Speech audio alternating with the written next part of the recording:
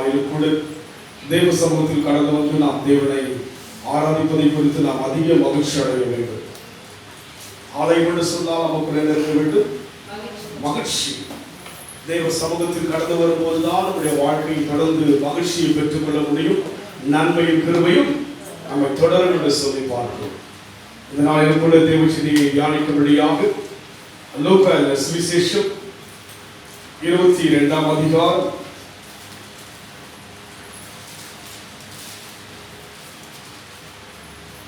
32ஆம் வசனம்.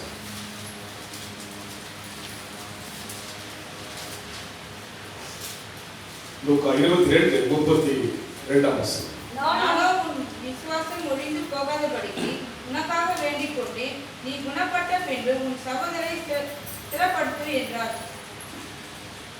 நானோ உன் விசுவாசம் ஒழிந்து போகாதபடிக்கு என்று சொல்லி இங்கே நான் பார்க்கிறோம். கடந்த வாரத்தில் தியானித்தோம். இந்த காரியம் என்னமாய் முடியும், என் நியாயம் தேவ சமூகத்தில் எட்டவில்லையோ என்ற ஒரு கேள்வியோடு கூட காரியங்களை குறித்து நாம் தியானித்தோம். அதுபோல இங்கே நாம் பார்க்கும்போது உன் விசுவாசம், நானோ உன் விசுவாசம் ஒழிந்து போகாதபடிக்கு உனக்காக வேண்டிக் கொண்டு என்று சொல்லி ஆண்டவராக இயேசு கிறிஸ்துவினுடைய ஒரு வார்த்தை தான் இந்த இடத்திலே சொல்லப்பட்டிருக்கிறது. ஆண்டவர் பேதுருவை பார்த்து சொல்கிறார், நானோ உன் விசுவாசம் ஒழிந்து போகாதபடிக்கு. இன்றைக்கு விசுவாசம் அனைவருக்கு விலகி போகிறதா இருக்கிறது, ஒழிந்து போகிறதா இருக்கிறது. ஒன்று விசுவாசம் ஒழிந்து போகாதபடிக்கு, உன் நம்பிக்கை இங்கே இழந்து போகாதபடிக்கு என்று சொல்லி பார்க்கிறோம். விசுவாசம் நம்பிக்கை எல்லாம் உண்டுதான். அநேக மன சோர்வு உடையும்படியான சூழ்நிலை வாழ்க்கையில் வருகிறபடினாலே நம்பிக்கை இழந்து விடுகிறோம். நம்பிக்கை இழப்பதினால் தான் நாம் தேவனை முழுமையை ஆராதிக்க முடியாமல் இருக்கிறோம். நமக்குள் நம்பிக்கை இருக்கும்போதுதான் தேவனை அதிகமாய் ஆராதிக்க வாஞ்சிப்போம். நம்பிக்கை இழந்து விடுகிற சூழ்நிலைக்குள்ளாய் இன்றைக்கு நாம் இருக்கிறோம். விசுவாசம் ஒழிந்து போகின்ற சூழ்நிலைக்குள்ளாய் நாம் இன்றைக்கு இருக்கின்றோம். மன சோர்வுகள், மன தடுமாற்றங்கள், குழப்பங்கள் இவையெல்லாம் நம்மை அதிகமாக நம்முடைய இதயத்தை பாதித்துக் கொண்டிருக்கிறபடினாலே நம்மால் முழுமையாக தேவனை ஆராதிக்க முடியாமல் இருக்கிறோம். வருகிறோம் ஆராதிக்க, ஆனால் முழு உள்ளத்தோடும் முழு பலத்தோடும் முழு ஆத்மாவோடும் இடத்தில் அன்பு கூறுவாயே சொல்லப்பட்ட அந்த அனுபவம் இன்றைக்கு குறைவாகத்தான் இருக்கிறது, குறைவாகத்தான் இருக்கிறது.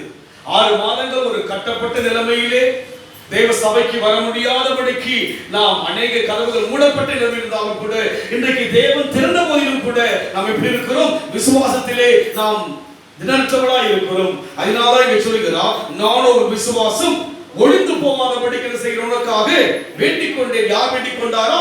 ஆண்டவராகிய இயேசு கிறிஸ்து வேண்டிக் கொண்டார். அதுபோல் இன்றைக்கு தேவன் சொல்கிறார், உங்கள் விசுவாசம் ஒழிந்து போகாதபடிக்கு யார் வேண்டுகிறார்? ஆண்டவர் உங்களுக்காய் வேண்டுகிறார். நம்முடைய வேண்டுதலை விட பிதாவின் சமூகத்திலே அவருடைய குமாரனாகிய வேண்டுதல் விசேஷமாய் இருக்கிறது என்று சொன்னால், நமக்குள் இன்றைக்கு விசுவாசம் எப்படி இருக்கிறது? நம்முடைய நம்பிக்கை நம்முடைய வாழ்க்கையில் நம்பிக்கை செய்கிற சோர்ந்து இருக்கிறது. நம்முடைய நம்பிக்கைக்கு பார்க்கின்ற போது அது இந்த வாழ்க்கையிலே தகுந்த ஒரு காரியமா இருக்கிறபடினாலே நம்முடைய விசுவாசம் முடிந்து போகாமல் யார் வேண்டுகிறார்? ஆமா, நம்பிக்கை எல்லாம் போயிடுச்சு. நம்பிக்கை குறைந்து இருக்கிறது. விசுவாசம் நமக்கு குறைவாகத்தான் இருக்கிறது. இன்றைக்கு இன்னொரு வசனம் வாசிப்போம். லூக்கா சுவிசேஷம் 18ஆம் அதிகாரம் 8ஆம் வசனம். சீக்கிரத்திலே அவருக்கு நியாயம் செய்வார் என்று உங்களுக்கு சொல்லுகிறேன். ஆகிலும் மனுஷகுமாரன் வரும்போது பூமியிலே விசுவாசத்தை காண்பாரோ? ஒரு கேள்வி. ஒன்று, நம்முடைய விசுவாசம் ஒழிந்து போகிறதா இருக்கிறது. அவர் பூமியில் வரும்போது விசுவாசத்தை காண்பாரோ? விசுவாசம் தளர்ந்து விட்டது. நம்பிக்கை நமக்குள் இருந்தால் தான் தேவனை முழுமையாக ஆராதிக்க முடியும். இங்க தேவன் இருக்கிறார் நம்பி வந்தால் தான் என்ன செய்ய முடியும்? தேவனை விசுவாசம் வரும். ஆராதனை தேவனுடைய சபை, தேவனுடைய ஓய்வு நாள் தேவனுக்குரியது. நம்பிக்கை இல்லை. மற்ற காரியத்தில் விசுவாசமாக இருக்கிறோம், மற்ற காரியத்தில் நம்பிக்கை வைக்கிறோம். ஐயோ, இது கர்த்தர் உண்டு பண்ணின நாளல்லவோ, என்ன செய்ய வேண்டும்? மகிழ்ந்து களி கூற வேண்டும் என்ற விசுவாசம் நமக்குள் இல்லை, நம்பிக்கை நமக்குள் இல்லை. நமக்குள்ளாக தேவனுடைய அந்த சமூகத்தில் நம்பிக்கை இல்லாதபடினால் தான் நம்முடைய ஆராதனைகள் ஒரு உண்மை இல்லாததா இருக்கிறது. நம்முடைய ஆராதனை ஒரு கருத்து இல்லாமல் இருக்கிறது. அதனால் தான் அந்த கடைசி நாட்களிலே விசுவாசத்தை காண்பீரோ என்று சொல்லி சொல்கிறார். ஒரு கேள்வி மறுபடியும் அந்த கடைசி வார்த்தை வாசியுங்கள். ஆகிலும் மனுஷகுமாரன் வரும்பொழுது, எதற்காகிலும் அதுக்கு பார்க்கிறோம். அவர் என்ன சொல்றார்? நியாயம் செய்யாமல் நியாயம் செய்வார் என்று உங்களுக்கு சொல்லுகிறேன். சொல்லுங்க, நியாயம் செய்கிறவராய் இருக்கிறார். பட் நமக்கு விசுவாசம் இல்லை. என்னது? நமக்கு ஆகிலும் அவர் நியாயம் செய்கிறவர். இந்த காரியம் என்னமாய் முடியும்? இந்த காரியம் உங்களுக்கு ஜெயமாக தான் முடிய போகிறது. உங்கள் நியாயம் எட்டவில்லையோ, உங்கள் ஜெபம் கேட்கப்படவில்லையோ, உங்கள் துளி கண்ணீர் துளி கணக்கில் வைக்கப்படவில்லையோ, கண்ணீர் துளியில் கணக்கில் வைக்கிறவர் அவர். அவரை புரியாமல் அல்லவா இன்றைக்கு இருக்கிறோம்னா? அதனால்தான் தேவன் சொல்கிறார், உங்கள் விசுவாசம் ஒழிந்து போகாதபடிக்கு நான் என்ன செய்கிறேன்? உனக்காக வேண்டுகிறேன். ஆண்டவர் நமக்காக வேண்டுகிறவராக இருக்கிறார். நாம் வேண்டுகிறோமோ, நாம் பிரார்த்திக்கிறோமோ, நாம் ஜெபிக்கிறோமோ இல்லையோ, நமக்காக பிதாவின் சமூகத்தில் என்ன செய்கிறார்? பரிந்து பேசுகிறவராக இருக்கிறார். தேவனை குறித்து நாம் தெளிவாய் தெரிந்து கொள்ள முடியாமல் இருக்கிறோம். இன்றைக்கு அவர் ஆவியாய் இருக்கிறார். பரலோகத்தில் செய்ய நமக்காக பரிந்து பேசுகிறவராய் இருக்கிறார். நமக்காக அங்கே ஸ்தலத்தை ஆயத்தம் பண்ணுகிறவராய் இருக்கிறார். நமக்காக வருகிறவராய் இருக்கிறார் அல்லவா? ரட்சகராய் வந்தார். ரட்சிப்பு உலகத்துக்கு கொடுக்க முடியாத தன்னுடைய ரத்தத்தை சிந்தினார். தன் ஜீவனை கொடுத்தார். மரித்தார். அடக்கம் பண்ணப்பட்டார். உயிர் தெழுந்தார்.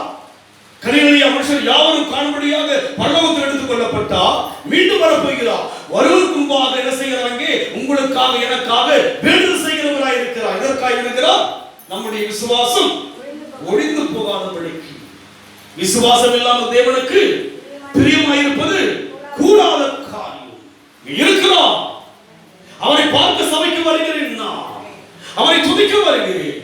அவர் சமூகத்தை தேடுவதால் தான் நம்முடைய வாழ்க்கையிலே தேவன் நம்மை பாதுகாக்க முடியும். இது அனைவருக்கு தெரியவில்லை. அன்றைக்கு நோவாவுடைய பேழையிலே விசுவாசத்தோடு கூட அவன் பேழையை உண்டாக்கினான். ஜலத்தின் மூலமாய் தேசத்தை உலகத்தை அழிக்கும்படியாக தேவன் சொன்னபோது அதை விசுவாசித்தான். அதனால்தான் இந்த குடும்பம் காக்கப்பட்டது. அதுபோல இன்றைக்கு நீங்கள் நானும் விசுவாசிக்க வேண்டும். ஆனால் விசுவாசம் எப்படி இருக்கிறது? ஒழிந்து போகிறதாக, விசுவாசத்தை காண முடியாமல் இருக்கிறது தேவனுக்கு. மனுஷகுமாரன் மறுநாளிலே விசுவாசத்தை காண்பார், கேட்கிறார். காரணம் என்ன? நம் விசுவாசம் இல்லை நமக்குள்ள. விசுவாசம் இல்லாமல் தான் நாம் இருக்கிறோம். ஒரு காரியத்தை நம்பி செய்கிறோம் அல்லவா? காரணம் என்ன? ஒரு நபர் இருக்கிறார். அந்த நபருக்கு நம்ம செய்கிறோம், நம்பி அதை செய்கிறோம் அல்லவா? அதுபோல அவர் நபராய் இருக்கிறார். தேவன் ஒரு நபர். நாம் எப்படி இருக்கிறோம் அதுபோல ஒரு நபராய் இருக்கிறார். நாம் கூட இன்றைக்கு இருக்கிற நாளைக்கு மரித்து போகலாம். இதோ மரித்தேன், ஆனாலும் சதாகாலம் உயிரோடு இருக்கிற தேவனை ஆராதிக்கிறோமே. அந்த விசுவாசம் இருக்கிறது நமக்குள்ளாக. உங்கள் பிரச்சனையை மாற்றுவார் நம்பிக்கை இருக்கிறதா? அதனால் தேவன் சொல்கிறார், விசுவாசம் ஒழிந்து போகாதபடிக்கு வேண்டிக் கொள்கிற ஒரு தேவன் இருக்கிறார். விசுவாசத்தை காண்பிக்க வேண்டிய ஒரு காலத்தில் இருக்கிறோம். விசுவாசம் ஒழிந்து போகிறது. இந்த நோயினாலோ, பல பூமி அதிர்ச்சியினாலோ, இயற்கை சீற்றங்களினாலோ விசுவாசம் ஜனங்களுக்குள் ஒழிந்து போகிறது. ஆனால் நாமோ நம் விசுவாசத்தை செய்ய வேண்டும், உறுதிப்படுத்த வேண்டும். விசுவாசித்தால் எல்லாம் கூடும் என்று சொல்லி பார்க்கிறோம். அதனால் இன்றைக்கு உங்கள் விசுவாசம் ஒழிந்து போகாதபடிக்கு ஆண்டவர் வேண்டுகிறவராய் இருக்கிறார். தேவன் உங்களுக்காய் பிரார்த்திக்கிறவராய் இருக்கிறார். தேவன் நமக்காய் ஜெபிக்கிறவராய் இருக்கிறார். காரணம் என்ன? சூழ்நிலை. இன்றைக்கு உலகம் முழுமையான ஒரு சூழ்நிலை, சோர்வுடைய சூழ்நிலைக்கு உலகம் இருக்கிறது. தேவன் யார் என்று அறிந்தபோது கூட சோர்ந்திருக்கிறோம். சோர்வு நிமித்தமாக நம்முடைய அணுகுமுறைகள் வேகம் இல்லாமல் இருக்கிறது. தேவனை தெளிவில்லாமல் நாம் தேடிக்கொண்டிருக்கிறோம். சோர்வு, மனசோர்வுக்குள்ளாய் இருக்கிறோம். சோர்ந்து போகாதபடிக்கு என்ன செய்கிறா? ஜெபிக்க முடியாத ரோமையை அங்கே சொல்கிறார். லூக்கா வாசிக்கிற வண்ணமாக 18 சொல்கிறார். ஒன்று வாசிப்போம். லூக்கா 18:1. சோர்ந்து போகாமல் எப்பொழுதும் ஜெபம் பண்ண வேண்டும் என்பதை குறித்து அவர்களுக்கு ஒரு உவமையை சொன்னார். காரணம் என்ன? ஜெபத்தில் அவர்கள் ஐக்கியம் கொள்ளாதபடினாலே சோர்ந்து விடுகிறார்கள். தேவ சமூகத்தில் அமர்ந்தபடியாக ஜெபிக்கும்படியாக ஜெபித்தால் தான் நம்முடைய பாரதி சுமக்கிற தேவன் இருக்கிறார் சொல்லி தெரிந்து கொள்ள முடியும். காரணம் என்ன? சோர்வு. காரணம் என்ன? சூழ்நிலை நம்மை சோர்வுக்குள் கொண்டு போய் விடுகிறது. அதனால் தேவன் என்ன செய்து விட்டார்? நமக்காக நம் விசுவாசம் ஒழிந்து போகாதபடிக்கு உங்களுக்காக வேண்டுகிற ஒரு நல்ல தெய்வத்தை ஆராதிக்கிறோம். கைவிடுகிற தெய்வத்தை ஆராதிக்கிறோம். ஏதோ அழைத்த தேவன் நாம் மாறிவிட்டால் அவர் மாறுவாரா? அவர் மாற மாட்டார். அவர் நேற்றும் என்றும் என்றும் மாறாதவர். அதனால் உங்கள் விசுவாசம் ஒழிந்து போகாதபடிக்கு, உங்கள் நம்பிக்கை இழந்து போகாதபடிக்கு அவர் உங்களுக்காக வேண்டுகிற தேவனாய் இருக்கிறார். மறந்து போகாதீர்கள். சோர்வை விலக்கி தேவனை ஆராதிக்கும்படியான ஒரு எண்ணம் கொள்ள வேண்டும். நாம் ஆராதிக்கும் போது உண்மையுள்ளதாக இருக்க வேண்டும்.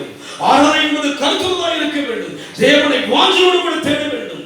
உள்ளத்திலே ஆராய்ந்து பார்க்கிறவர் அவர். நீங்கள் என் முகத்தை பார்க்கலாம், நான் உங்கள் முகத்தை பார்க்கலாம். தேவன் உள்ளங்களை ஆராய்ந்து பார்க்கிறார். எதற்காக நான் வந்திருக்கிறேன்? யாரை பார்க்க வந்திருக்கிறேன்? என்னை உண்டாக்கின தெய்வத்தை பார்க்க வந்திருக்கிறேன். நான் 10 மாதம் இதுவரைக்கும் காத்த தெய்வத்தை ஆராதிக்க வந்திருக்கிறேன். நான் இஸ்ரவேலை காக்கிறவர் உறங்குவதும் இல்லை. அதனால் உங்கள் விசுவாசம் ஒழிந்து போகாதபடிக்கு வேண்டுகிற ஒரு தேவன் இருக்கிறார். நீங்கள் தேவனை ஸ்தோத்திரிக்க ஆயத்தமாக வேண்டும். தேவனை குறித்து நீங்கள் சோர்வாய் யோசிக்க வேண்டாம். கடந்த வாரம் தியானித்தோம், அவர் சோர்ந்து போவதும் இல்லை, இளைப்படைவதும் இல்லை.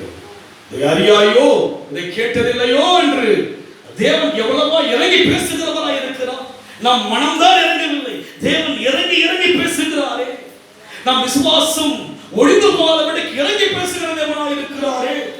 இஸ்ரவேல் ஜனங்களை மீட்கும்படியாக அங்கே மோசே சமூகத்தில் இறங்கி பேசுகிறவராய் இருக்கிறாரே. முச்செடியை தோன்றி பேசுகிறாரே. 430 வருஷங்களாக அவர் அடிமைகளாக இருக்கிறார் அல்லவா. அந்த அங்கலாப்பை அறிந்து செய்கிறார். மோசையை தேடி செல்கிறார் அல்லவா. எவ்வளவு இரக்கமுள்ள தேவன் அவர். ஜனங்களை மீட்பதற்காக மோசையை தேடி போகிறாரே தேவன். எகிப்திலே எவ்வளவோ வாலிப ஜனங்கள் இருக்கிறார்கள், வாலிபர்கள் இருக்கிறார்கள். பலமான மக்கள் எல்லாம் எகிப்திலே அடிமைகளாக இருந்த போதிலும் கூட யாரை தேடி செல்கிறார் தேவன்? மோசையை தேடி மீதியான் தேசத்துக்கு போகிறார் அல்லவா. காரணம் என்ன? அவர் இரக்கத்தில் இறங்குகிற தேவனாக இருக்கிறார். இன்றைக்கு உங்கள் விசுவாசம் ஒழிந்து போகாதபடிக்கு நமக்காய் வேண்டுகிற தேவனாக இருக்கிறார். காரணம் என்ன? விசுவாசத்தை காண முடியாத ஒரு காலத்துக்கு வந்து விட்டோம். மனுஷகுமாரன் வருகின்ற நாளிலே இது மனுஷகுமாரன் வருகைக்குரிய அடையாளத்தின் நாட்கள் இது. நாம் பார்ப்பது தேவ வருகைக்குரிய அடையாளத்தின் காலங்கள் இது. விசுவாசம் குறைந்து போகிற ஒரு காலத்தில் வந்து விட்டோம். தேடினோமே, பதில் கிடைக்கவில்லையே. ஆண்டவரை நாடி வந்தோமே, எந்த பதிலும் கிடைக்கவில்லை சொல்லி மன சோர்வுக்குள் தள்ளப்பட வேண்டிய ஒரு காலத்துக்குள் வந்து விட்டோம்.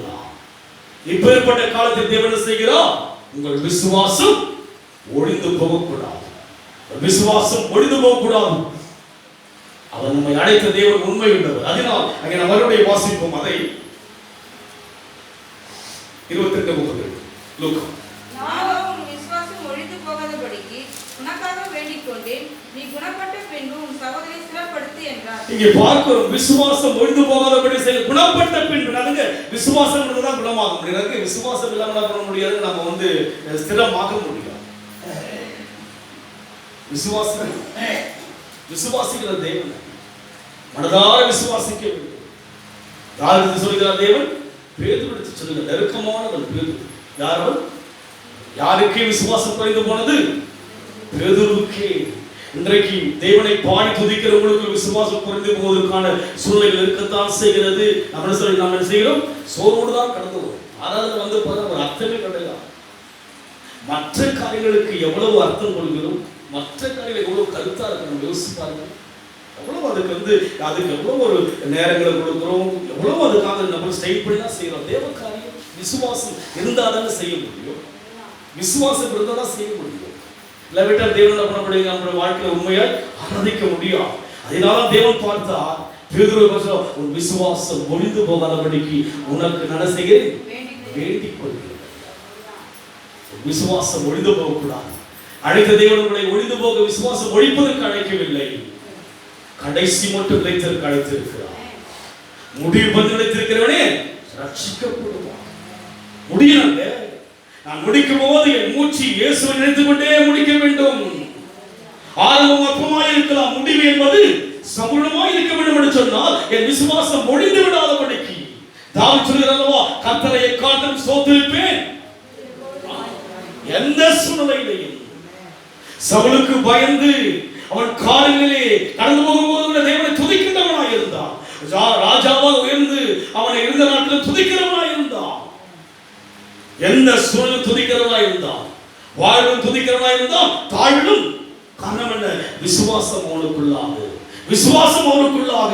அதுபோல் இன்றைக்கு நம் வாழ்க்கை விசுவாசத்தின் மூலமாக தான் தேவனுக்குள் நாம் வளர முடியும். அதனால்தான் தேவன் என்ன செய்கிறார்? வேண்டிக் கொண்டிருக்கிறார். நமக்காக வேண்டுகிறவராக இருக்கிறார். அவர் எவ்வளவு ஒரு உண்மையுள்ள தேவன். மறுபடியும் அதுக்கு முன்வாசல வாசிப்போம். பின்னும் கர்த்தர், சீமோனே சீமோனே, இதோ கோதுமையை சுலகினால் குடைக்கிறது போல் உங்களை குடைக்கிறதுக்கு உத்தரவு கேட்டுக்கொண்டான். சாத்தான் உங்களை குடைக்கிறதுக்கு என்ன செய்து விட்டான்? உத்தரவு கேட்டான். என்ன கேட்டான்? யார் கேட்டு விட்டது? உங்களுக்கு பிரச்சனையை உண்டாக்க முடியாத உத்தரவு அவன் கேட்டு விட்டான். ஒரு விசுவாசத்தை பிரதிபலிப்பதற்குரிய ஒரு சூழ்நிலையை தேவ சமூகத்திலிருந்து அவன் செய்து விட்டான். உத்தரவு கேட்டு விட்டான். யார் கேட்டு விட்டான்? யோபு இடத்தில் உத்தரவு கேட்டான் அல்லவா? யோபுடைய வேலி அடுத்து வைத்து அதன் வெளியை எடுக்க முடிய உத்தரவு கேட்டான் அல்லவா? அது போல ஒரு விசுவாசம் இங்கே சொல்லப்பட்ட வண்ணமாக அந்த விசுவாசம் ஒழுங்கு போவதற்கு செய்து விட்டால் உத்தரவு கேட்டான். நடக்குது. அவன் உத்தரவு கேட்டான்.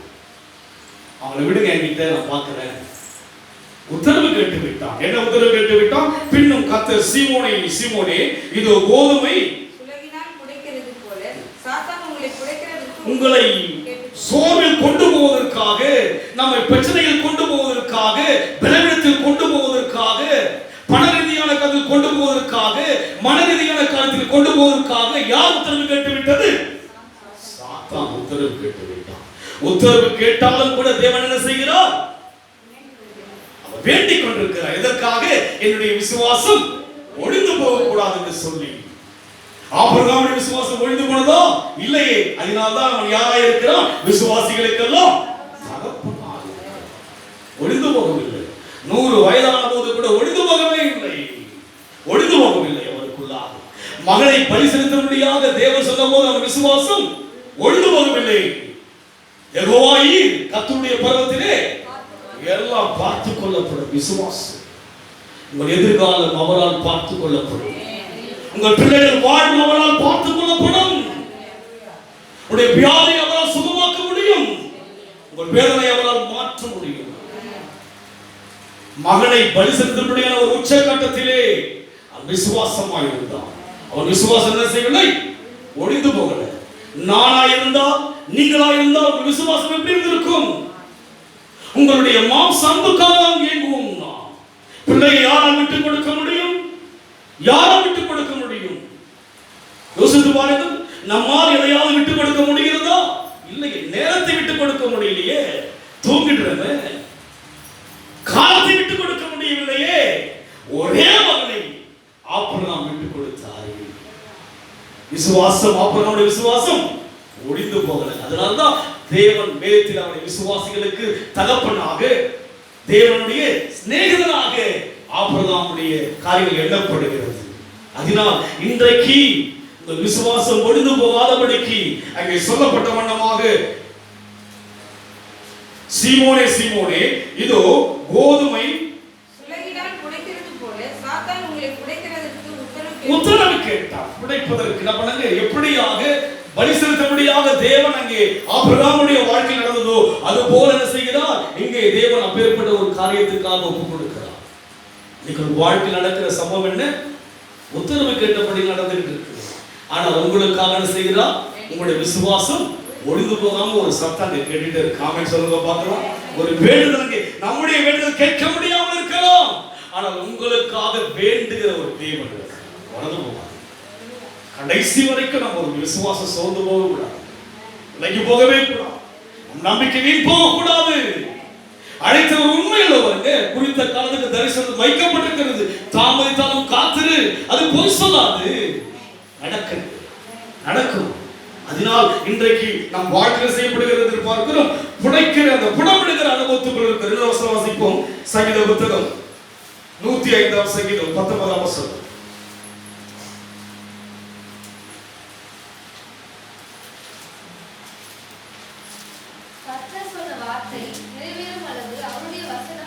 புடமிட்டது வசனம் புடமிடும். நாம் யோசிப்பது போல எல்லாம் லகுவாய் நடப்பதல்ல. வேதம் புடமிடுகிறதா இருக்கு, பரிசோதிக்கிறதுங்க. நம் வாழ்க்கையில் சோதனை, வேதனை எல்லாவற்றையும் கொடுத்து விட்டு நம்முடைய விசுவாசத்தை பார்க்கும்படியாக, ஒன்று சாத்தானினால் புடமிடும்படியாக, இன்னொன்று வசனம் என்ன செய்கிறது? நம்மை புடமிடுகிறது அனுபவம் வரும். ஒன்று சாத்தானினால் யோபு சோதிக்கப்பட்டான், அதே போல் தேவனால் சோதிக்கப்படும்படியாக ஆபிரகாமுடைய வாழ்க்கை வந்தது. அது போல பல விதங்களில் நம்மை புடமிடும்படியான அனுபவங்கள் வரும். சோதிக்கப்பட்ட பிற்பாடு பொன்னாக சோதிக்கப்படும். சும்மா கிறிஸ்தவ வாழ்க்கை ஏதோ வந்தோம், என் நாமத்தில் எதை கேட்டாலும் அப்படி கிடையாது. அது வேற வார்த்தை. கேளுங்கள் அப்போது உங்களுக்கு இல்ல. அப்படி கேட்டது நான் பெரிய கோடீஸ்வரமா இருக்கு பாத்தீங்களா? இந்த 35 வயசுல பாருங்க நானு காரு பங்களா, எவ்வளவு சோதனைகள், எவ்வளவு வேதனைகள், எவ்வளவு வெட்கங்கள், எவ்வளவு துயரங்கள், எவ்வளவு இழப்புகள். ஆனால் விசுவாசம் ஒழிந்து போகாதபடிக்கு எனக்காய் வேண்டுகிற ஒரு தேவன் இருக்கிறார். இதுவரைக்கும் விசுவாசம் ஒழிந்து போகவில்லை. அதனால் தான் இன்றைக்கு நான் மகிழ்ச்சியோடு தேவனை ஆராதிக்கிறேன். எந்த நிலைமையும் தேவன் என்று சொன்னால் எனக்காய் வேண்டுகிற ஒரு தேவன் இருக்கிறார். அழைத்த தேவன் உண்மையில்லவர். அழைத்தவர் வேண்டிக் கொண்டே இருக்கிறார். அழைத்து விட்டோமே முகத்தை பிரகாசிக்க பண்ண வேண்டும் என்று சொல்லி வேண்டுகிறவராய் இருக்கிறபடினாலே இன்றைக்கு நம் வாழ்க்கையிலே அந்த சங்கத்தில் சொல்லப்பட்ட மனசைப்படுது வசனம் உங்களை வசனமே புலப்படும். நான் உங்களை ஆசீர்வதிக்கவே, அப்பதான் பிரச்சனையும் வரும் தெரியுங்களா? அப்புறம் நாம் எப்போதும் ஆசீர்வாதத்துக்கு 22ஆம் அதிகாரம் ஆதியாகமத்தை வாசிக்கும் போது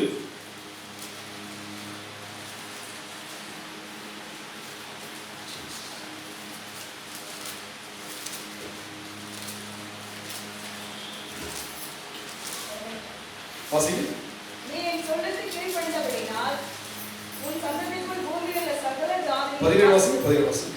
நான் உன்னை ஆசீர்வதிக்கவே ஆசீர்வதித்து உன் சந்ததியை வானத்தின் நட்சத்திரம் நான் உன்னை ஆசீர்வதிக்கவே ஆசீர்வதித்து என்னது அந்த ஆசீர்வாதத்தை எப்படி பெற்றுக்கொண்டார்? என் சொல்லுக்கு கீழ்ப்படிந்தபடியினால். எப்போது அந்த ஆசீர்வாதம்? கீழ்ப்படிந்தது. நம் வாழ்க்கையில் கூட தேவன் வசனத்தை புடமிடுகிறவராய் இருக்கிறார். வசனம் அவனை புடமிட்டது. இங்கே 22:1 பார்க்க புடமிடுகிற செய்கிறார். அங்கே வாசிக்கும் போது 22ஆம் அதிகாரம் முதல் வசனம் வாசிங்க. கர்த்தர் தாம் சொல்லியிருந்தபடி சாராள் பேரில் 22:1 இந்த காரியங்கள் நடந்த பின்பு இங்கே பார்க்கிற ஒன்று சாத்தானால் சோதிக்கும்படியாக பேதுரு வாழ்க்கையில் அனுமதிக்கின்றார். தேவனை சோதிக்கும்படி வசனம் அவனை உடமிட்டது. தேவனை சோதிக்கும்படியாக இவையெல்லாம் நம் வாழ்க்கையிலே பின்வரும் நாட்களுக்கு ஆசீர்வாதத்தை கொடுப்பதற்காக தான். இந்த அறிகுறி என்ன? ஆசீர்வதிப்பதற்காக, உங்களை பலப்படுத்துவதற்காக, உங்களை உயர்த்துவதற்காக தான் இந்த அனுமதியை தேவன் அனுமதிக்கின்றார். சாத்தான் புடமிடும்படி அனுமதிக்கின்றார் பேதுருவை. தேவன் சோதிக்கும்படியாக ஆபிரகாமுடைய வாழ்க்கையிலே கடந்த காரணம் என்ன? ஆசீர்வதிப்பதற்காக. துக்கம் இருந்தால்தான் சந்தோஷம் வரும். வியாதி இருந்தால்தான் உன் பலவீனத்தில் என் பலன் பூர்ணமா விளங்குங்க. எனக்கு வியாதி இல்லாவிட்டால் என்னால் பலத்தை விளங்கிக் கொள்ள முடியாது. எனக்கு துக்கம் இல்லாவிட்டால் சந்தோஷத்தை எல்லாம் தெரிந்து கொள்ள முடியாது. அதனால் இன்றைக்கு நம்முடைய வாழ்க்கையில் ஆண்டவர் நமக்காக உங்கள் விசுவாசம் முடிந்து போகாதபடி என்ன செய்கிறார்? வேண்டிக் கொண்டிருக்கிறார். சோதிக்கிறார் என்று நீங்கள் சோர்ந்து விடாதீங்க. சோதனையை சகிக்கிற மனுஷன் பாக்கியவான். கிறிஸ்துவ வாழ்க்கை என்பது லேசான வாழ்க்கை கிடையாது. ஓடி வர வேண்டும், தேவனுக்காக வாழ்ந்து கொண்டே இருக்க வேண்டும். ஏதோ தேவையை கொடுப்பதற்காக வருவதல்ல.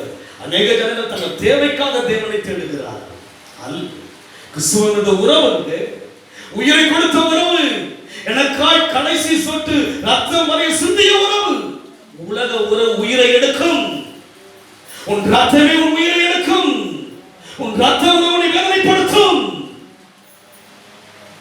உலகத்தின் மக்களுக்கு, நம் தேசத்தினுடைய ஜனங்களுக்கு இயேசு யாரை யோசிக்கிறார்கள்? வெளிநாட்டின் தேவன் என்று யோசிக்கிறார்கள். அவர்தான் நமக்கு ரத்த உறவு.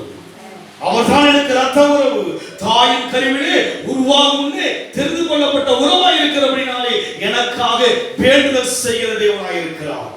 எதற்காய் வேண்டுகிறார்? என்னுடைய விசுவாசம் ஒளிந்து போகாதபடிக்கு. மனுஷகுமாரன் வருணத்தை விசுவாசத்தை காண முடியாதுங்க. விசுவாசம் காண முடியாது. வசனம் கிடைக்க முடியாத பஞ்ச காலம் போல விசுவாசம் காண முடியாத ஒரு காலம் வரும். மனசோர்வுக்குள் கொண்டு போயிடும். 6 மாசம் லாக்டவுன் வந்தா மனசுல லாக் ஆயிட்டு எல்லாருக்கும். மனசுல எல்லாருக்கும் லாக் ஆயிட்டு தேடுற அந்த எண்ணமே இல்லை. சோர்வு, மனசோர்வை கொண்டு வந்து குடும்பத்துல அந்த பிரச்சனை இந்த பிரச்சனை, உலகமே பிரச்சனைக்குள்ளா இருக்குல்ல. நம்ம தேசமெல்லாம் கடல் அதிகம் மூழ்கிடுச்சு. என்ன பண்ண முடியாது? எல்லாம் மூழ்கிடுச்சு. என்ன பண்ணாங்க? இப்போ எல்லாரையும் திறந்துட்டாங்க. என்ன பண்ணுங்க? அப்படி என்ன பண்ண? கொரோனா என்ஜாய் பண்ணிட்டு போங்க. என்ன பண்ணாங்க? கொரோனாவோடு வாழ்ந்து என்ன பண்ணுங்க? அப்படி ஆயிடுச்சு. ஏன்னா என்ன கிடையாது? அரசாங்கத்துல பணம் கிடையாது. என்ன கிடையாது? ஃபைனான்ஸ் கிடையாது. எல்லாம் சோறுக்குள்ளான ஒரு காலத்துக்கு வந்துட்டு, ஆனால் நமக்காக அந்த விசுவாசம் ஒழிந்து போகாதபடிக்கு வேண்டுகிற ஒரு தேவன். நீங்கள் நான் சோர்வடைய அல்ல, கர்த்தர் தேவைகளை சந்திக்க வந்தவர். சிங்கக்குட்டிகள் சாட்சியிலிருந்து பட்டினியாய் கிடக்கும் கர்த்தரை திருக்கோ அதனால் ஆசீர்வதிக்க வேண்டும் என்று சொன்னால் அவர் என்ன செய்யபடியாக 28:17 வாசிங்க. உன்னை ஆசீர்வதித்து உன் சந்ததியை வானத்தின் நட்சத்திரமே போலவும் கடற்கரை மணலை போலவும் பெருகவே பெருக பண்ணுவேன் என்றும். ஆசீர்வதிக்கவே ஆசீர்வதித்து பெருகவே பெருக பண்ணுவேன். பாத்தீங்களா என்ன வார்த்தை பாத்தீங்களா? ஆசீர்வதிப்பன் கிடையாதுங்க, ஆசீர்வதிக்கவே ஆசீர்வதித்து. வசனங்களை பாருங்க, வசனங்களை பாருங்க, யோசிச்சு பாருங்க. சாப்பிடுறீங்களா சாப்பிடுறீங்களா சாப்பிடுறீங்களா? ஆசீர்வதிக்கவே ஆசீர்வதித்து பெருகவே இந்த மாதிரி வார்த்தை பார்த்தீங்களா? அதை யோசித்து பார்த்தீங்களா? வானம் பூமி வந்து போனாலும் என் வார்த்தை எடுத்தாகிலும் ஆசீர்வதிக்கவே ஆசீர்வதிச்சுவாரு. அவருடைய ஆசீர்வாதத்தை யாராலும் தடை செய்ய முடியாது. ஆனால் எது நிமித்தமாய் ஆசீர்வதித்தார் என்று பார்க்கிற பயிரை வாசிப்போம். சொல்லுக்கு கீழ்ப்படிந்தபடியினால். எதற்கு கீழ்ப்படிந்தபடியினால்? சொல்லு கீழ்ப்படிந்தமா? பாஸ்டர் சொல்றாரு, யார் சொல்றாரு? இந்த சொல் யார் சொல்லுது? வேதனுடைய தேவனுடைய சொல்லு. உங்க சபையில வந்து ஆராதனைக்கு ஒரு பாட்டு தான், மற்ற பாசி பேர் என்ன பண்ணப்போ நிறைய பேர் பாடுவாங்க. சரி யோசி பாடம் அங்க மனசு நம்மள பாட உள்ளே யோசிக்குது, அங்க கொடுத்தா என்ன மனசு சொல்லி என்ன பாட உள்ளே யோசிக்குது. அது வந்து சரி என்ன பண்ணணும்? தேவனுடைய தன்மை ரொம்ப ரொம்ப இலகிய தன்மை. யோசிக்கிறது சரி, அவங்க மனசு யோசிக்குது, நம்ம வந்து நம்மள பாட முடியும். சரி அவங்களுக்கு கொடுத்து அவங்களும் கொடுத்தாங்க எவ்வளோ பாட முடியும். முதல்ல அவங்க டயர்டாகிறாங்க, எச்சில் அவங்களுக்கு டயர்ட் ஆயிடுச்சு. அவர் சொல்லுக்கு கீழ்ப்படி. கடினமாக இருக்கும் அவர் சொல் பார்ப்பதற்கு. வேத வாக்கியம் எல்லாம் எப்படி இருக்கு? தேவனுடைய ஆவியில் அருளப்பட்டிருக்கிறது. அவர் கடிந்து கொடுத்ததற்கும் சீர்திருத்துவதற்காக தான் கொடுக்கப்பட்டிருக்கிறது. அவருடைய சொல் எப்படி இருக்கும்? கஷ்டமா தான் இருக்கும். 7 மணிக்கு மாலை இப்படிதான் நினைக்கிறதுக்கு மற்ற இடத்துல ட்ரெயின்ல போறதுக்கு எப்படி இருக்கு? 6 மணிக்கு 5 மணிக்கெல்லாம் போட போயிட்டு லைன்ல நின்று போட்டு டிக்கெட்டை வாங்கிட்டு அதெல்லாம் இஷ்டமாகுது. 7 மணி தான் கஷ்டமாகுது. அனைவருக்கு ஞாத்திகமா இருக்குதுங்க, ரொம்ப கஷ்டமா. ஞாத்திகம் எதுக்கு வருது? விமானம்லாம் பார்த்தீங்கன்னா மாசத்துக்கு ஒரு முறை தான் வரும்.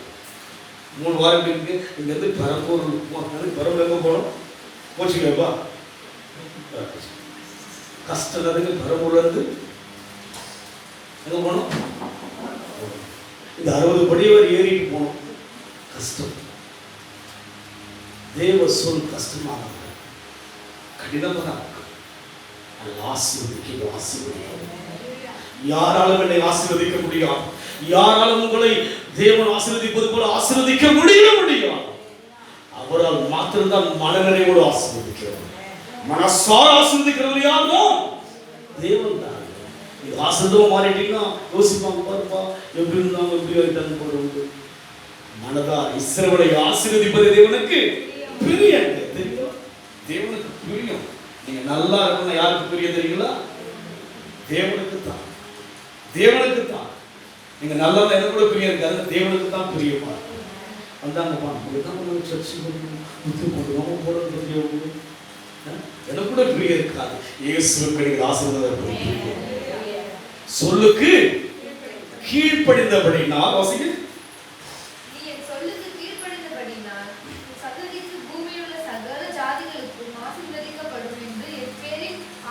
உன் சந்ததிக்குள் பூமியில் உள்ள சகல ஜாதிகளும் நினைச்சபடியாக ஆசீர்வதிக்கப்படுகிறது. ஆசீர்வாதம் இருக்க மாத்திரமல்ல, இவர் மூலமாய் சகல ஜாதிகளுக்கு ஆசீர்வாதம்.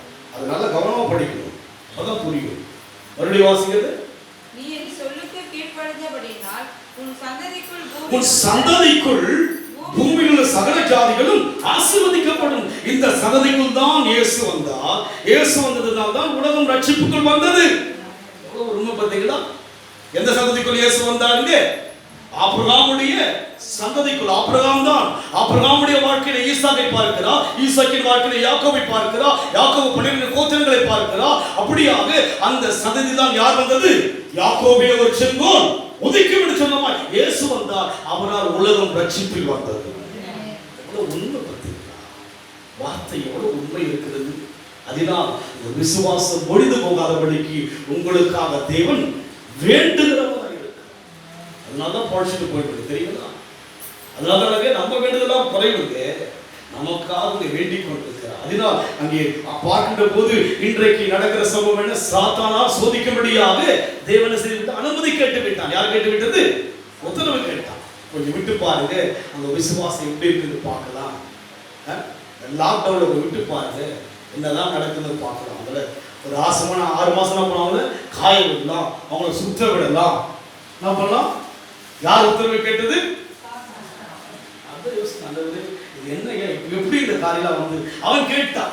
யாருக்காக கேட்டா தெரியுங்களா? உலகத்துக்காக கேட்கல. யாருக்காக கேட்டா? நமக்காக தான் கேட்டுக்கிறான். தெரியுங்களா? உலகத்துக்கு தெரியாம இருக்க தேவன் நமக்காக தான் இருக்கு. இந்த வருஷம் எண்டுக்குள்ள விசுவாசம் எப்படி இருக்குன்ட்டு பார்க்கிறேன். என்கிட்ட ஒரு உத்தரவு கொடுக்கல, உத்தரவு கொடுத்துட்டாரு. அதை என்ன பண்றாரு? அவரு வேண்டுதல் செய்யறார். ஆமென் சொல்லுங்க பார்க்கலாம். ஒரு கல்ல அது மாதிரிதான் அதுக்கு உத்தரவு யாருக்கிட்ட கொடுத்துட்டாரு? என்ன பண்ணாருங்க? யோபுக்கு வேண்டி இருக்க மாட்டேன் நினைக்கிறேன், எனக்கு வேண்டுகிறது. யோபுக்கு அன்றைக்கு இயேசு இல்லை, இன்று இயேசு உயிரோடு இருக்கிறார். எனக்கு வேண்டுகிற ஒரு தேவன் இருக்கிறார். என் தேவன் ஆவியாய் அசைவாடுகிறாரே. என் விசுவாசம் ஒழிந்து போகாது, உங்கள் விசுவாசம் ஒழிந்து போகாது. விசுவாசம் காண்பாரோ காண்பார், அவரை நாம் காண்போம். முகமுகமாய் காண்படி அவருக்கு நாள் வரும், அவர் சமூகத்துக்கு செல்வோம். அதனால் நம் வாழ்க்கையிலே சொல்லுக்கு நாம் என்ன செய்ய வேண்டும்? கீழ்ப்படிவோம். கடினமான சொல் தான். 22:2 வாசிங்க ப்ளீஸ்.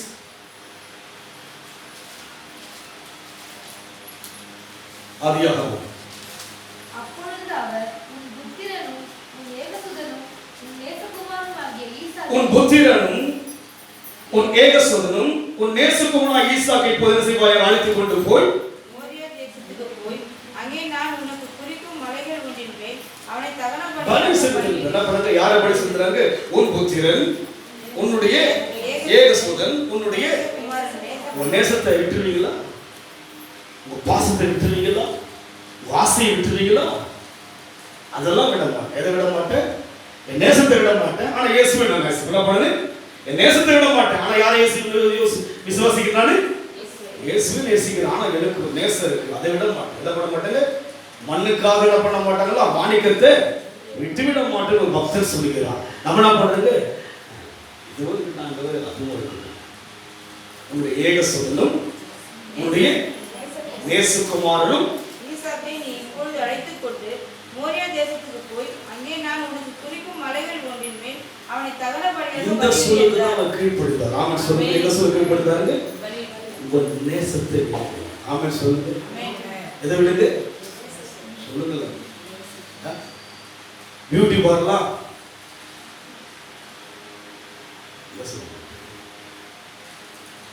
விட வேண்டியது என்ன பண்ணப்போ? தேவ சமூகத்திலே தியாகம் இல்லாமல் என்ன பண்ண முடியாதுங்க? ஆவில வளர முடியாது. சேகரிக்க படிதான். எதையெல்லாம் விட வேண்டுமோ, எதையெல்லாம் தள்ள வேண்டுமோ அதையெல்லாம் தள்ளிதான் தீரணும். எப்பேற்பட்ட சூழ் பார்த்தீங்களா? எப்பேற்பட்ட சூழல் அங்கே நான் பார்க்கிறோம். முதல் வசனம் வாசிக்க போறோம். இந்த காரியங்கள் நடந்த பின்பு தேவன் ஆபிரகாமை சோதித்தார். எப்படியெனில் நல்லா ரிலாக்ஸா இருக்கிற என்ன பண்ண, நல்ல ஒரு பிள்ளை நபர் பெற்றெடுத்துட்டாரு. ஈசாக்கு எப்படி ரொம்ப ஜாலியா சந்தோஷமா இருக்கிறாரு. இந்த காரியம் எல்லாம் முடிஞ்ச போதுதான் சோதிக்க டெஸ்ட் பண்ண வர என்ன பண்ணுங்க. நம்ம கூட பாருங்க அப்படிதான் இருக்கிறது. அப்படியே கொஞ்சம் பிரச்சனை இல்லாம இருக்குப்பா, ஸ்மூத்தா போதுப்பா அப்படின்னு இருக்கு. 2019 ஸ்மூத்தா தான் போச்சு. ஜனவரி பொறுத்தும் மகிமெல்லாம் உதிக்கும்னு நினைச்சோம். ஆனா ஆச்சுங்க 3வது மாசம் என்ன ஆச்சுங்க? கொரோனா வந்து எல்லாம் க்ளோஸ். ஒரு பெரிய ஆட்டம் ஆடி எல்லாரையும் ஒரு வழி பண்ணா படிச்சுங்க. அந்த சோர்வுல என்ன பண்ண வந்து சோர்ந்து போகாதே. என்ன பாட்டு பாடுறோம்? தேசமே மகிழ்ந்து. யாரெல்லாம் மகிழ்ந்து பாடுறீங்க சொல்லுங்க பார்க்கலாம். ஐயோ இந்த வருஷம் முடிய போகுது, கிறிஸ்துமஸ் எப்படி இருக்க போது தெரியல, எனக்கு என்ன பண்ண தெரியல, என்ன செய்யலாம், என்ன யோசிக்கிறது? அவனை சோதிக்க முடியாது. சாத்தான் இதை செய்து விட்டால் அங்கே அவன் கேட்ட பதில் செய்கிறான், அதற்கு அனுமதிக்கின்றான். பண்ணுங்க, பேதுருவை சோதிக்கும்படியாக அவன் கேட்ட பதில் செய்து விட்டால் தேவன் அதற்கு அனுமதித்து விட்டான். அதுபோல இன்றைக்கு தேவ அனுமதியோடு தான் இந்த காரியம் நடந்திருக்கு. காமெண்ட் சொல்லுங்க, இதுல யாருக்கு டெஸ்ட்டுங்க? யார என்னதான் அவன் என்ன பண்றது, என்னதான் நடந்தாலும் எப்படிதான் சரியானவர், நீர் என்னை பாதுகாப்பீர் என்று விசுவாசமா இருப்போம். அவன் நம்முடைய விசுவாசம் ஒழிந்து போகாத படிக்கு. அதனால இந்த 10 பேராக உட்காந்து இருந்துச்சு. ஆமென் சொல்லுங்க பாதலாம். யார் வேண்டிச்சு உங்களுக்காக? நம்ம பாஸ்டர் ஆண்டவர் வேண்டார் தெரியுங்களா? ஆண்டவர் வேண்டிட்டு இருக்கிறார் நமக்காக வேண்டுகிறபடினாலே. கடைசியை வாசிப்போம். யோபு புத்தகம் 1 அதிகாரம் 8 வாசிங்க. கர்த்தர் சாத்தானை நோக்கி, என் தாசனாகிய யோபின் மேல் கவனம் வைத்தாயோ? என் தாசனாகிய யோபின் மேல் கவனம் வைத்தாயோ? அவருடைய கவனம் யார் கிட்ட இருக்கு தெரியுங்களா? நம்ம மேல தான் அவருடைய கவனமே. யார் மேல இருக்கு? நீங்க தான் மெயின், தெரியுமா? நம்ம தான் அவனுக்கு, மற்ற ஜனங்கள் அவனுக்கு பெரிது கிடையாதுங்க. தேவானாவிதினால் விசேஷமான ஜனங்கள் தான் அல்லவா? யோபு விதம் செய்தால் அதை கொஞ்சம் இங்கிலீஷ் படிப்போம் please. 1:8. Then the Lord said to Satan, I will ever consider my servant Job, that there is no like him on earth. எட்டுதல படிச்சோம். யோபுவின் கவர்மெண்ட்ஸ் கன்சிடர் என்னது? கவனம் வைக்கிறது. நீதிமான்கள் தேவனுடைய நோக்கமா இருப்பது போல பிசாசுடைய கவனம் எங்க தான் தெரியுங்களா? நீங்க கவனிக்கலீங்க, அவன் கவனமா இவங்க பார்த்துருந்தாங்க. என்ன பண்றாங்க? 12 பேருக்குள் யார் இருந்தது? விசுவாசம் இருந்தது போல இங்க ஆவியானவர் இருக்கிறாரு. இங்க யார் இருக்கிறது தெரியுங்களா? தெரியுமா உங்களுக்கு? அவன் பார்க்கறான் என்ன பாட்டு, அவன் கவனமெல்லாம் என்னதுக்கு என்ன பாட்டு பாடுறீங்க, நீங்க உட்காந்து பாட்டு பாடுறீங்க, யோசிக்கிறீங்களா? யோசிக்கிறோம். இங்க உட்காந்து என்ன பண்ணுங்க, நம்ம எதை யோசிக்கிறோம்? அவன் கவனம் வைக்கிறவன் இருக்கிறான்.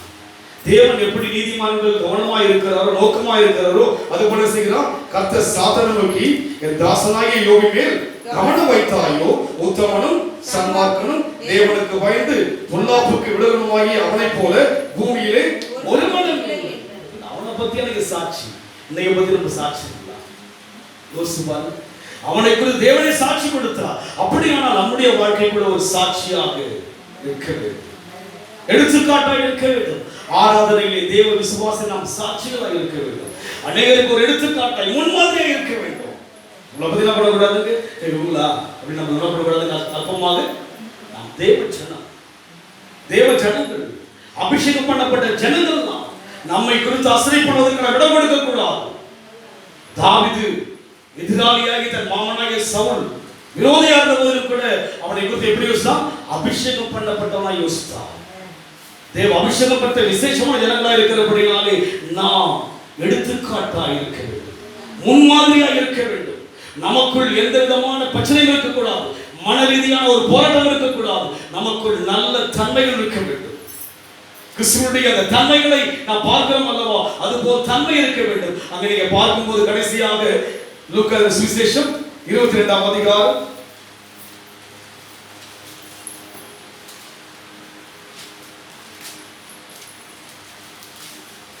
9 வாசிங்க.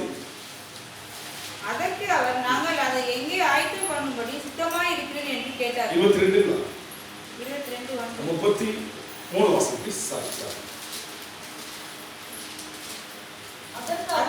ஆண்டவரே, காவலிலும் சாவலிலும் உன்னை பின்பற்றி வர ஆயத்தமாய் இருக்கிறேன் என்றார். அவர் அவனை நோக்கி, பேதுருவே, இன்றைக்கு சேவல் கூவுறதுக்கு முன்பே நீ என்னை பேதுரு பாத்தீங்கன்னா புடமிட்ட பிற்பாடு அதற்கு அவன், ஆண்டவரே, காவலிலும் சாவிலும் உன்னை பின்பற்றி வர ஆயத்தமா இருக்கிறேன்னு சொல்றாங்க. பாத்தீங்களா? என்ன சொல்றாரு? ஆனா ஆயத்தமா இருக்க 3 முறை வந்துச்சு. என்ன பண்றாரு? 3 முறை பண்றாரு. அது போல போல இதுதான் இருக்குது. ஆயத்தமா இருக்கு, நல்லா பாடுறோம், எல்லாம் செய்யணும். என்ன பண்ணுங்க, நம்ம நான் உயிரை கூட கொடுப்பேன். ஆண்டவர் என்ன பண்ணு, என்கிட்ட ஒரு சகோதரர் இருந்தார். பாஸ்டர் சொல்ல கீழே குடிச்சுருவாங்க. நான் உயிரை கொடுக்கணும். கடைசியில் பார்த்து அவரால் தான் நிறைய பெயினாக இருக்குது. இந்த சொல்றார், ஆண்டவரே உமக்காக என்ன பண்ணான்னு, உமக்காக தான் ஐயா அவர் பார்க்குறாங்க. அதுதான் பாட்டு. அவரே பார்த்துட்டு என்ன மாதிரி பாட்டெல்லாம் பாடுறாங்க. அங்கே அவர் சொல்லுகிறார், சொல்றாங்க, மறுபடியும் வாசிப்பு முடிச்சுக்கலாம். அதற்கு அவன் 32 வாசிப்பு ப்ளீஸ். 32 நானும் மீண்டும் கர்த்தர், சீமோனே சீமோனே, இதோ கோதுமை சுலகினால் புடைக்கிறது போல சாத்தான் உங்களை புடைக்கிறதுக்கு உத்தரவு கேட்டுக்கொண்டான். நானோ உன் விசுவாசம் ஒழிந்து போகாதபடிக்கு உனக்காக வேண்டிக் கொண்டேன். நீ குணப்பட்ட பின்பு உன் சகோதரரை ஸ்திரப்படுத்து என்றார்.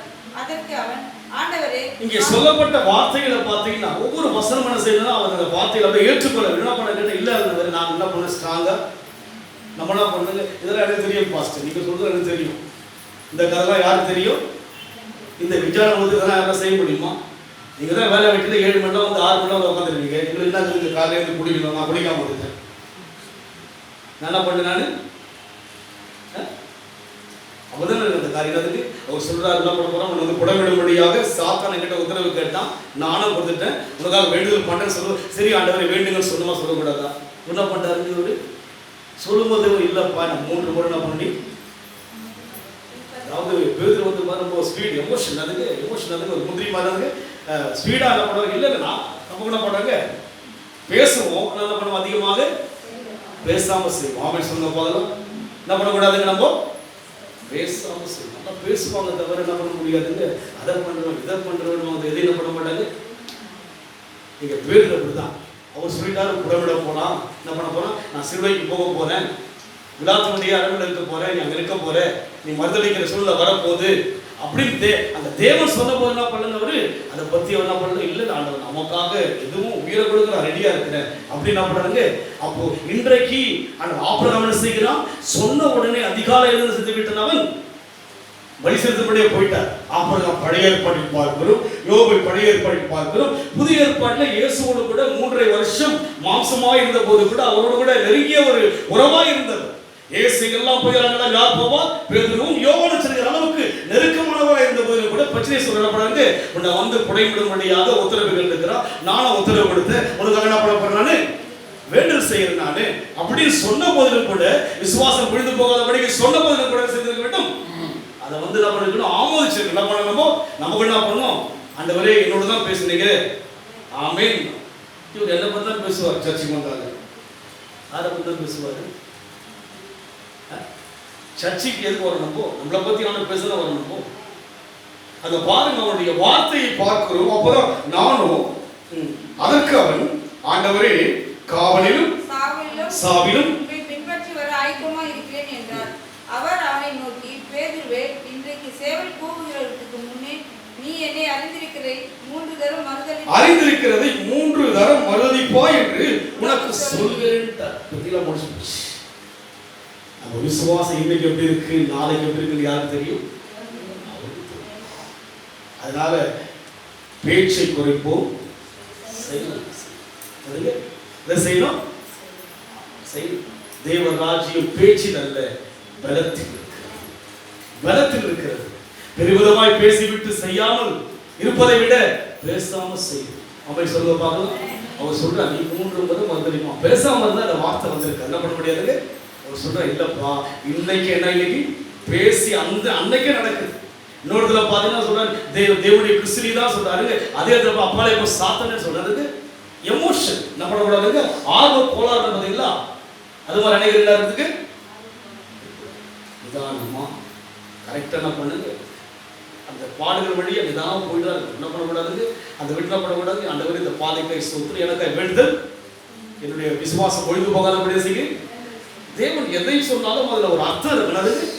அவர் எந்த ஒரு வார்த்தை சொன்னாலும் அதுல என்ன இருக்கும், அது ஒரு அர்த்தம், ஒரு கருத்து இருக்கு, தெரியுங்களா. அங்க அவர் சொன்ன பிற்பாடு இவர் சொல்கிற காரியத்துக்கு அவர் என்ன செய்கிறார், அவர் நோக்கி, பேதுருவே, இன்றைக்கு சேவல் கூவதற்கு முன்னே நீ என்னை அறிந்திருக்கிறது 3 தரம் மறுதலிப்பாய் என்று அவர் சொல்லி முடிச்சுட்டு சேவல் கூவும். பார்த்தீங்களா, இதுக்கெல்லாம் ஆடு கொடுத்த பார்த்தீங்களா, சேவலுக்கு சொல்லி பாருங்க, சேவல் கூவும் யோசிச்சு பாருங்க, அது கூவடியான காரியங்களை யோசி. எவ்வளோ ஒரு பர்ஃபெக்டான, எவ்வளோ ஒரு கரெக்டா நம்முடைய காரியங்களை தேவன் பார்த்து கொண்டிருக்கார். அதனால இன்றைக்கு நம் வாழ்க்கையில விசுவாசம் இன்னைக்கு எப்படி இருப்பது இல்லை, நாளைக்கு எப்படிங்கிறது சொல்லவே.